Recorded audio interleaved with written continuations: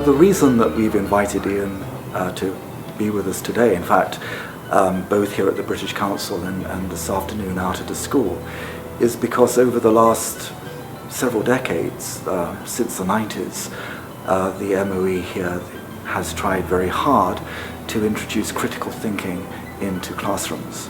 The importance not just of a pragmatic utilitarian approach to education, but looking at the creative and critical thinking skills which will enhance education.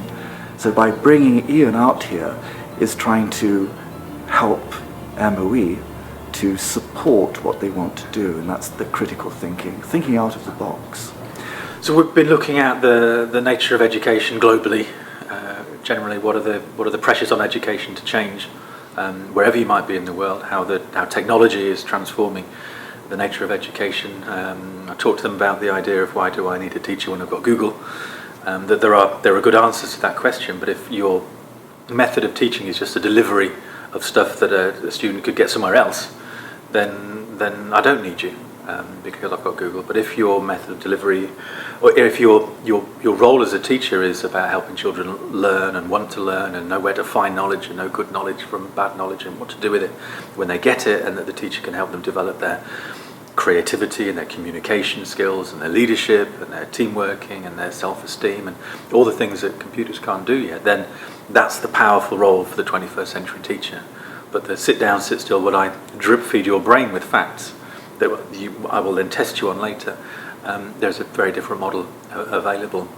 And it allows teachers to be the lazy teacher as well. I talked about the idea, I know it resonates with Singapore's teach less, learn more philosophy from a while back, teach less, learn more, that there are so many things that we can get teachers not to do, pass over to the students, where everybody benefits. Students are more engaged in their learning, helping to co-create their learning opportunities, to assess, to plan and then deliver and assess their learning, and frees up the teacher to move away from the front of the classroom all the time. There's a place there, but they also have the chance then to go and work individually with students, work with children who are perhaps struggling a little bit more, stretch some of them more able. So it changes the dynamic in the classroom in a really positive way, and the technology helps with that. But also it's a change in the mindset, and it's saying to teachers, your job isn't to teach, your job is that children learn.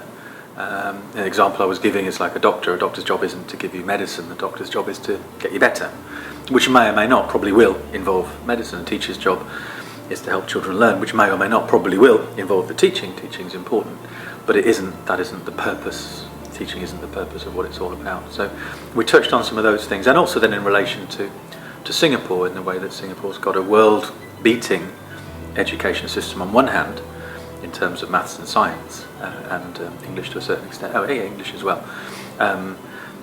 Yet there are also these deficits in terms of their ability to generate creative thinking, independent thinking, critical thinking, reflective thinking, and how if we can get a fusion of the best from what Singapore's got to offer and the best from what other education systems have to offer as well, and that will address that deficit, then there'll be no stopping Singapore.